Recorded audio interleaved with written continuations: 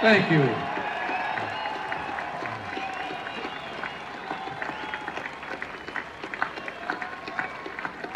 Thank you very much. Chancellor Kohl, Governing Mayor Diepken, ladies and gentlemen, 24 years ago, President John F. Kennedy visited Berlin. And speaking to the people of this city and the world at the City Hall, well, since then, 2 other presidents have come, each in his turn, to Berlin. And today, I myself make my second visit to your city.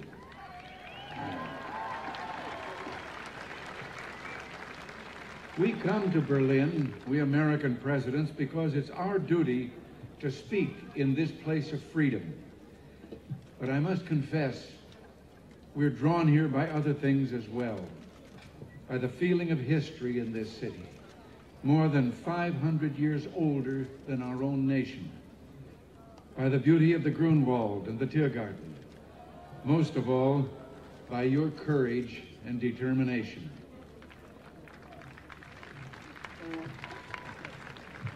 Perhaps the composer Paul Linke understood something about American presidents.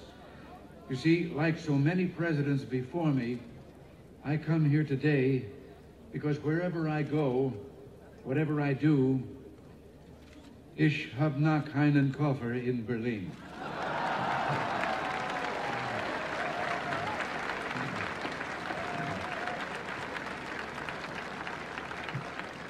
Our gathering today is being broadcast throughout Western Europe and North America. I understand that it is being seen and heard as well in the East. To those listening throughout Eastern Europe, I extend my warmest greetings and the goodwill of the American people. To those listening in East Berlin, a special word. Although I cannot be with you, I address my remarks to you just as surely as to those standing here before me. For I join you, as I join your fellow countrymen in the West, in this firm, this unalterable belief, es gibt nur ein Berlin.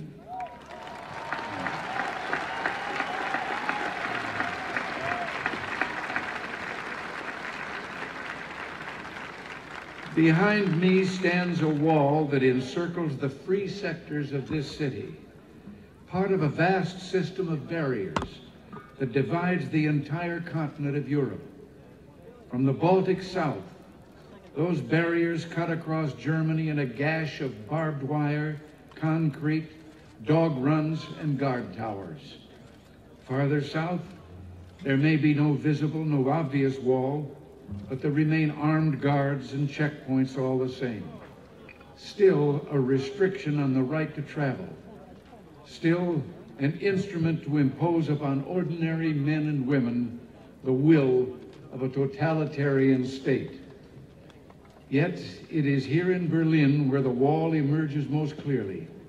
Here, cutting across your city, where the news photo and the television screen have imprinted this brutal division of a continent upon the mind of the world.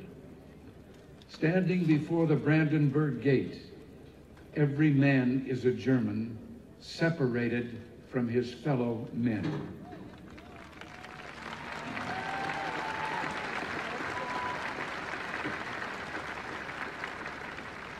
Every man is a Berliner, forced to look upon a scar. President von Weizsäcker has said the German question is open as long as the Brandenburg gate is closed.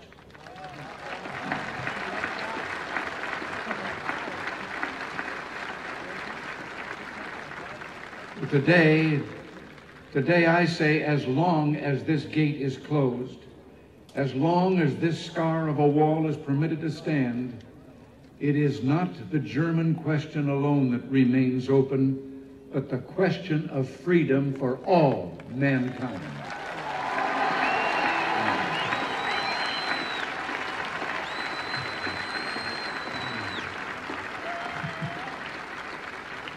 Yet, I do not come here to lament, for I find in Berlin a message of hope. Even in the shadow of this wall, a message of triumph. In this season of spring in 1945, the people of Berlin emerged from their air raid shelters to find devastation. Thousands of miles away, the people of the United States reached out to help. And in 1947, Secretary of State, as you've been told, George Marshall, announced the creation of what would become known as the Marshall Plan. Speaking precisely 40 years ago this month, he said, "Our policy is directed not against any country or doctrine, but against hunger, poverty, desperation, and chaos."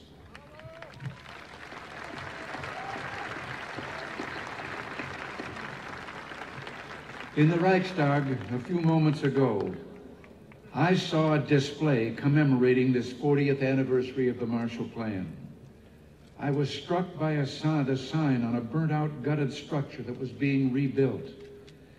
I understand that Berliners of my own generation can remember seeing signs like it dotted throughout the western sectors of the city. The sign read simply, "The Marshall Plan is helping here to strengthen the free world." A strong free world in the West, that dream became real. Japan rose from ruin to become an economic giant.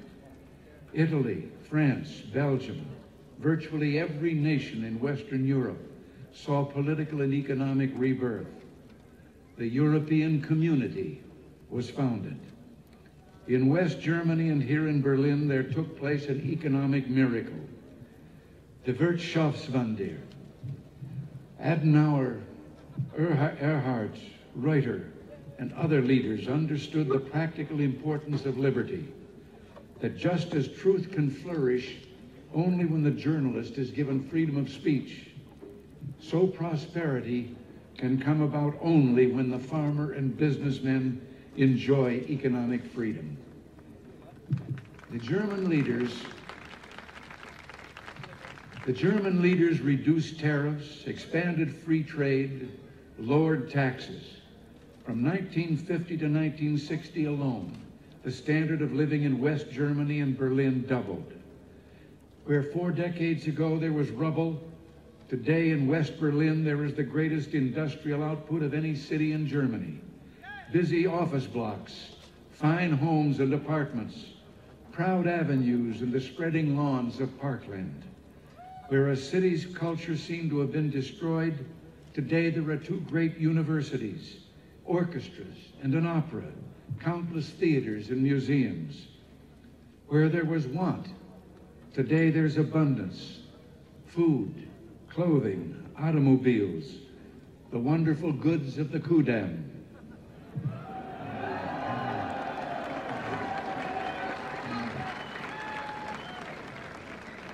From devastation, from utter ruin, you Berliners have in freedom rebuilt a city that once again ranks as one of the greatest on earth. And the Soviets may have had other plans, but my friends, there were a few things the Soviets didn't count on. Berliner Herz, Berliner Humor, ja und Berliner Schnauzer.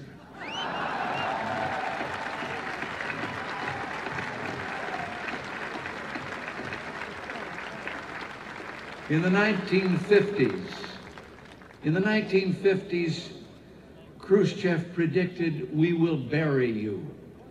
But in the West today, we see a free world that has achieved a level of prosperity and well-being unprecedented in all human history. In the communist world, we see failure, technological backwardness, declining standards of health, even want of the most basic kind, too little food. Even today, the Soviet Union still cannot feed itself. After these 4 decades, then, there stands before the entire world one great and inescapable conclusion. Freedom leads to prosperity. Freedom replaces the ancient hatreds among nations with comity and peace. Freedom is the victor.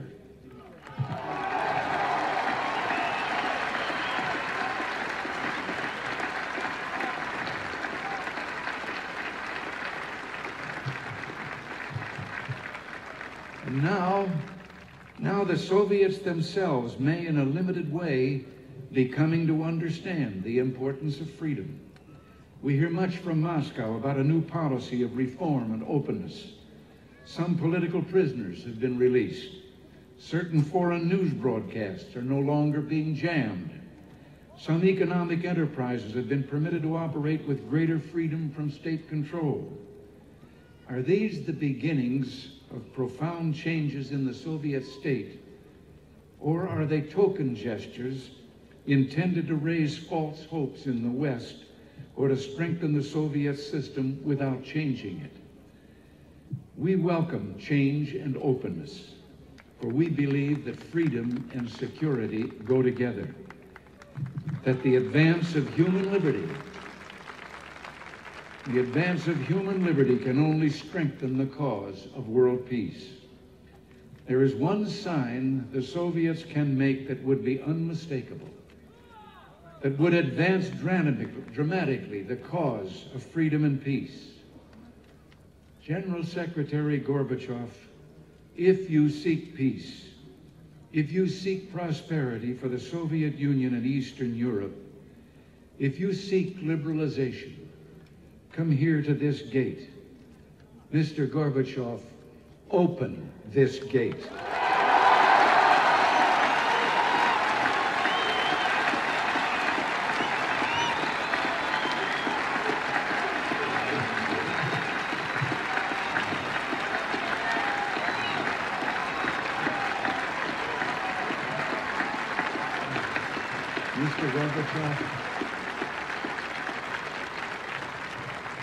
Mr. Gorbachev, tear down this wall.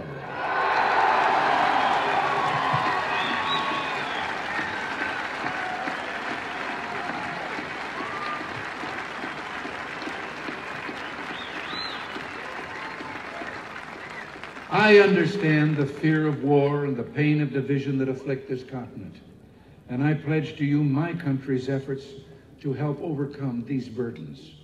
To be sure, we in the West must resist Soviet expansion. So we must maintain defenses of unassailable strength. Yet we seek peace, so we must strive to reduce arms on both sides. Beginning 10 years ago, the Soviets challenged the Western alliance with a grave new threat.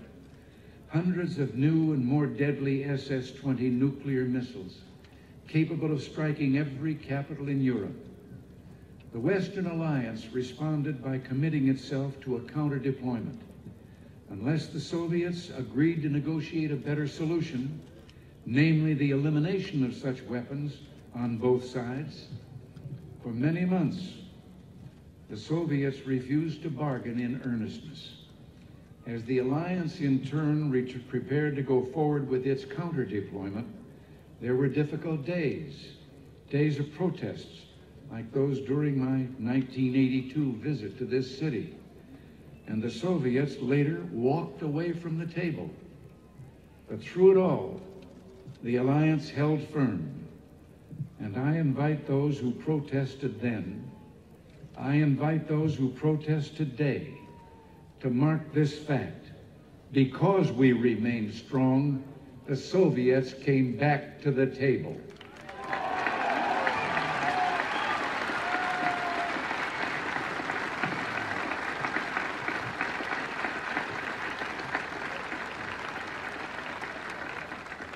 Because we remain strong today, we have within reach the possibility not merely of limiting the growth of arms, but of eliminating for the first time an entire class of nuclear weapons from the face of the earth.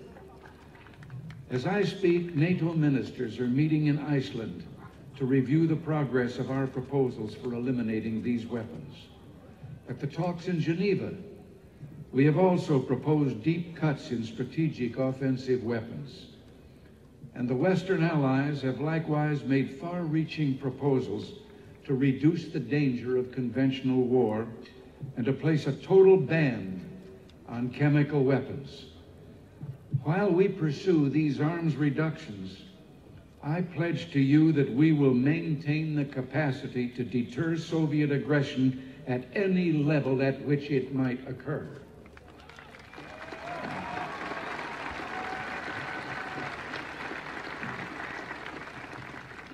And in cooperation with many of our allies, the United States is pursuing the Strategic Defense Initiative, research to base deterrence not on the threat of offensive retaliation, but on defenses that truly defend, on systems, in short, that will not target populations, but shield them.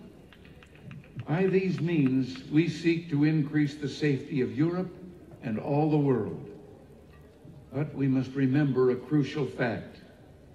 East and West do not mistrust each other because we're armed. We're armed because we mistrust each other.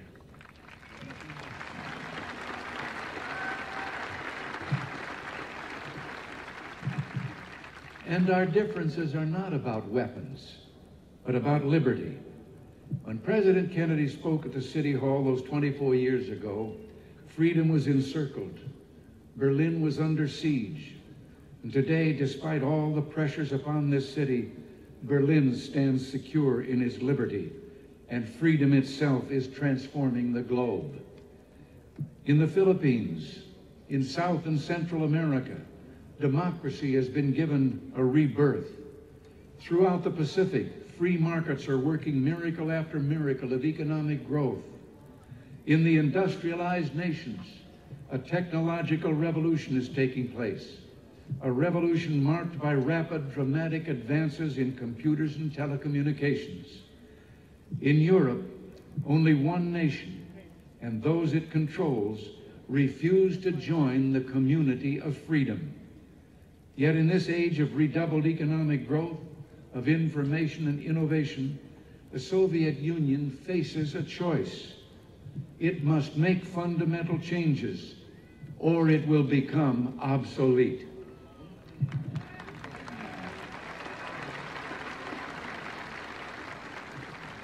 Today, thus represents a moment of hope. We in the West stand ready to cooperate with the East to promote true openness, to break down barriers that separate people, to create a safer, freer world. And surely there is no better place than Berlin, the meeting place of East and West, to make a start.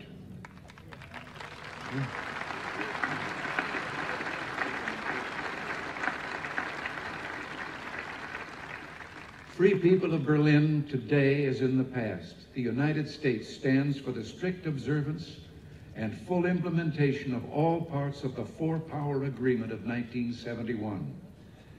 Let us use this occasion, the 750th anniversary of this city, to usher in a new era, to seek a still fuller, richer life for the Berlin of the future. Together, let us maintain and develop the ties between the Federal Republic and the western sectors of Berlin, which is permitted by the 1971 agreement. And I invite Mr. Gorbachev, let us work to bring the eastern and western parts of the city closer together so that all the inhabitants of all Berlin can enjoy the benefits that come with life in one of the great cities of the world.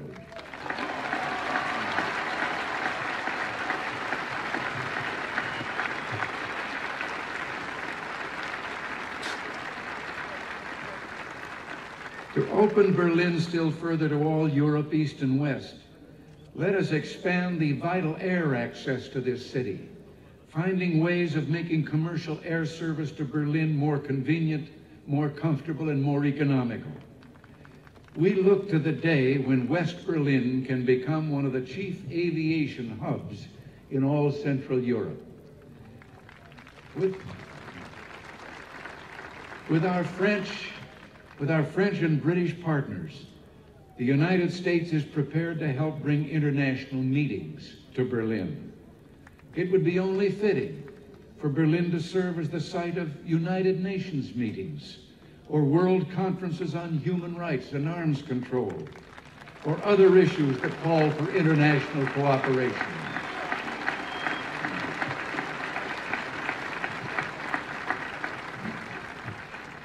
There is no better way to establish hope for the future than to enlighten young minds, and we would be honored to sponsor summer youth exchanges, cultural events, and other programs for young Berliners from the East.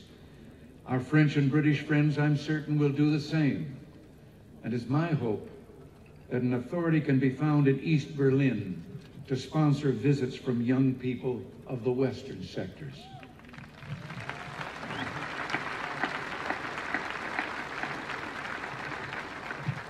One final proposal, one close to my heart. Sport represents a source of enjoyment and ennoblement. And you may have noted that the Republic of Korea, South Korea, has offered to permit certain events of the 1988 Olympics to take place in the North. International sports competitions of all kinds could take place in both parts of this city. And what better way to demonstrate to the world the openness of this city than to offer in some future year to hold the Olympic Games here in Berlin, East and West.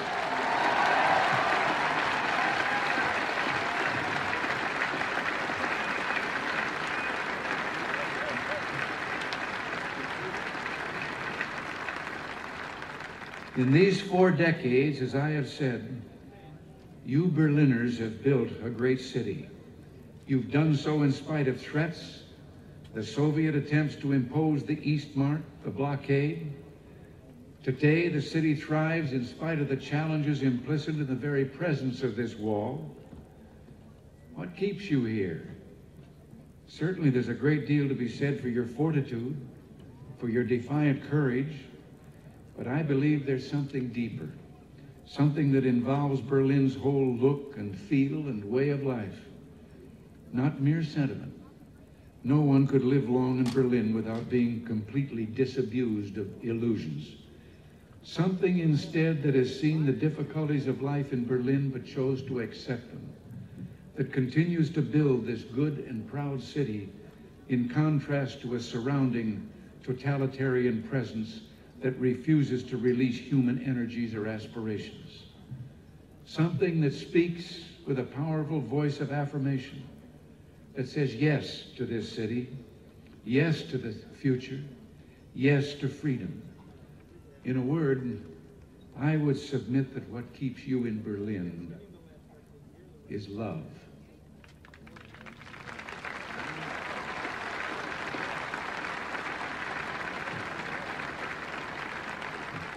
Love, both profound and abiding. Perhaps this gets to the root of the matter, to the most fundamental distinction of all between East and West. The totalitarian world produces backwardness because it does such violence to the spirit, thwarting the human impulse to create, to enjoy, to worship. The totalitarian world finds even symbols of love and of worship an affront. Years ago, before the East Germans began rebuilding their churches, they erected a secular structure, the television tower at Alexanderplatz.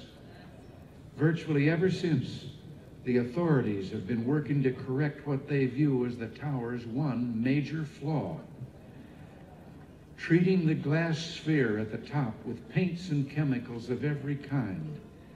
Yet even today, when the sun strikes that sphere that towers over all Berlin, the light makes the sign of the cross.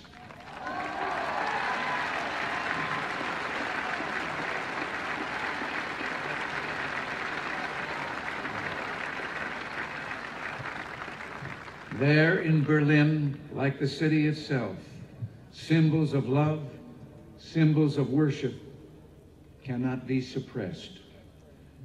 As I looked out a moment ago from the Reichstag, that embodiment of German unity, I noticed words crudely spray-painted upon the wall, perhaps by a young Berliner. Quote, "This wall will fall, beliefs become reality."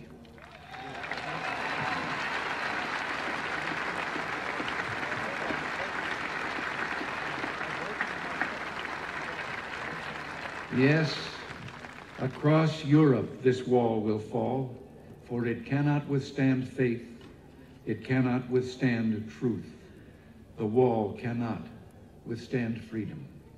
And I would like, before I close, to say one word.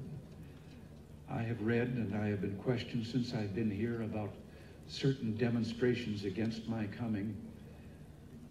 And I would like to say just one thing, and to those who demonstrate so.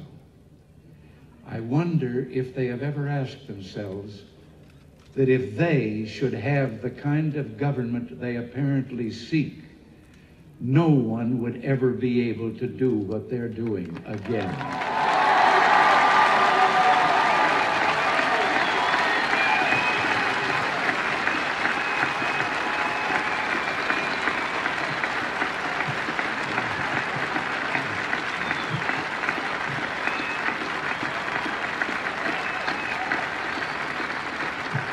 Thank you, and God bless you all.